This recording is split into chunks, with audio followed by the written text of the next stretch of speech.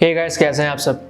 स्वागत है आपका आज के हमारे इस नए वीडियो में। तो one of the most frequently asked question कि कीटो डाइट के साथ इंटरमिटेंट फास्टिंग करना सूटेबल है या फिर ये नेसेसरी है या नहीं।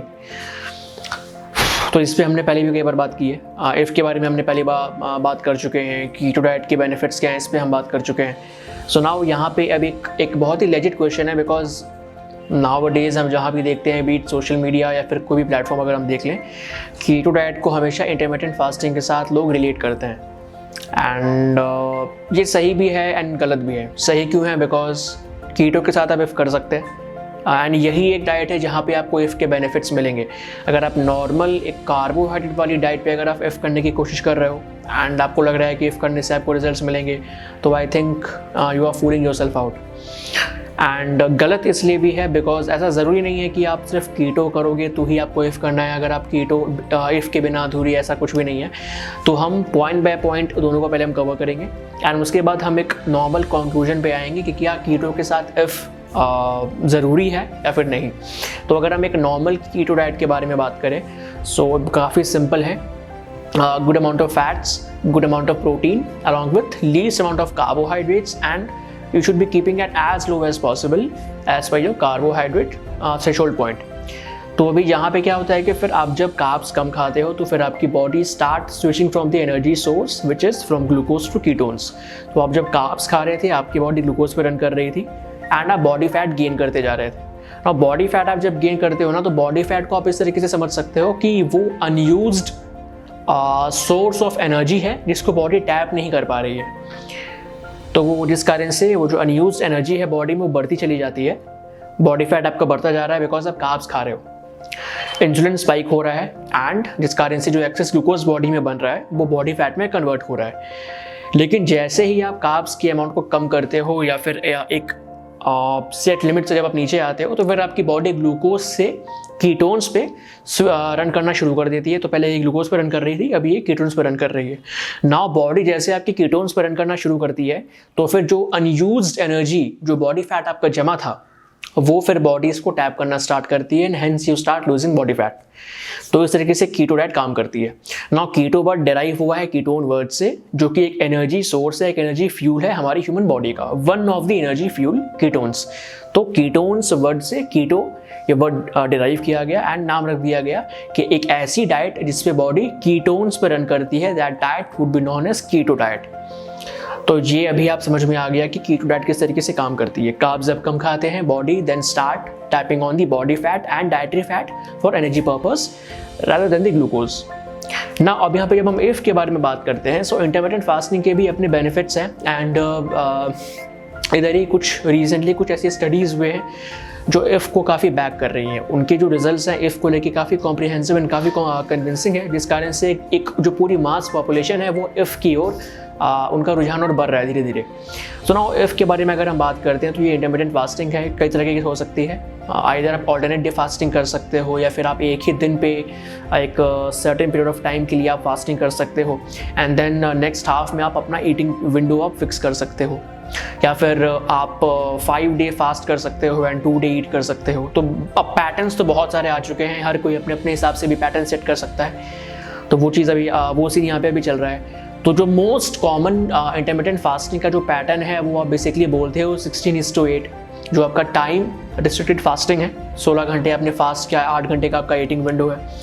तो यहाँ पे अभी एक जो बहुत मेजर मिस्टेक लोग करते हैं, जो बॉटम लाइन की जो हम बात करते हैं, वो ये कि अगर आप कार्बोहाइड्रेट डाइट के साथ इफ़ कर रहे हो आपको बेनिफिट्स ना के बराबर मिलेंगे।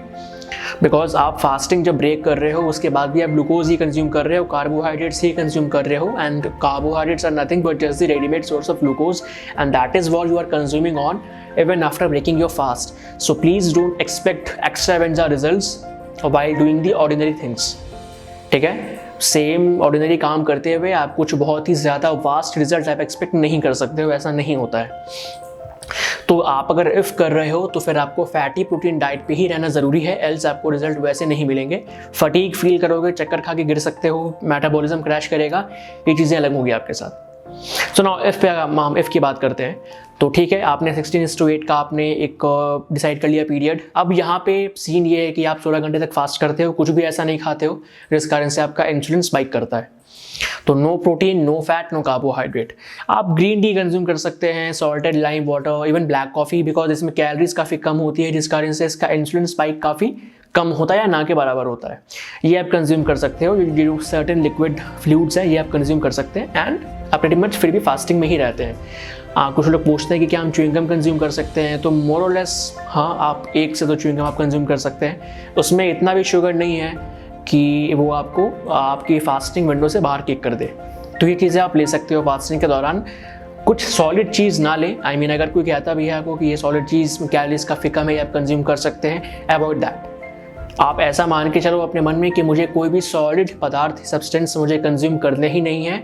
लिक्विड में भी मैं सॉल्टेड लाइम वाटर और ग्रीन टी और ब्लैक कॉफ़ी, इन्हीं 3-4 चीज़ों में से कोई एक चीज़ मैं कंज्यूम कर सकता हूँ या कर सकती हूँ, एल्स मेरा जो फास्टिंग विंडो है वो ख़त्म हो जाएगा।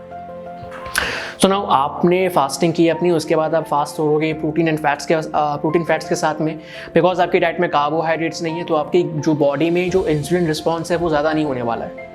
प्रोटीन खा रहे हो, फैट खा रहे हो, आपका जो इंसुलिन है वो स्टेबल रहेगा, जिस कारण से जो आपकी जो यूज्ड एनर्जी जो आपकी बॉडी में जमा है, बिकॉज इंसुलिन राइज नहीं हो रहा है, तो इंसुलिन राइज नहीं हो रहा है तो क्या होगा, इंसुलिन स्टेबल है, बिकॉज वो राइज नहीं हो रहा है। जब इंसुलिन स्टेबल है, ग्लूकागॉन काम में आएगा, एंड फिर जब ग्लूकागॉन काम में आएगा तो फिर आपकी बॉडी में जो यूज एनर्जी है वो यूज होना स्टार्ट हो जाएगी। तो this is how it works. अब यहाँ पे अगर आप कीटो डाइट को सिंगल हैंडेडली करना चाहते हो, आप बिल्कुल कर सकते हो। उसको इफ़ के साथ रिलेट करके रखने की ज़रूरत नहीं है। बहुत से ऐसे लोग हैं जो फास्टिंग नहीं कर पाते हैं for a longer duration of time. उनका फिर दिमाग दिन भर खाने के अराउंड घूमता रहता है कि मेरा फास्टिंग टाइम कब ख़त्म होगा, मेरा ईटिंग विंडो कब स्टार्ट होगा, मैं कब खाना खा पाऊँगा। तो ऐसे केस में अगर आपको इतना ज़्यादा बॉदर कर रहा है intermittent fasting, so I would recommend कि go with the soft and swift keto diet. सिर्फ कीटो की मदद से भी आपका काफ़ी अच्छा खासा फैट लॉस हो जाएगा अगर आप सही से इसको करेंगे तो।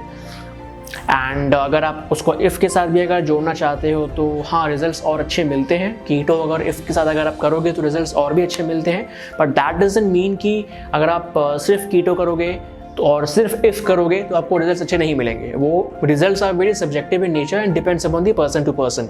हम जो क्लाइंट्स को डील करते हैं, हम तो रेयरली किसी को इंटरमिटेंट फास्टिंग करवाते हैं, and among most of the cases we have seen drastic results just with the help of keto diet।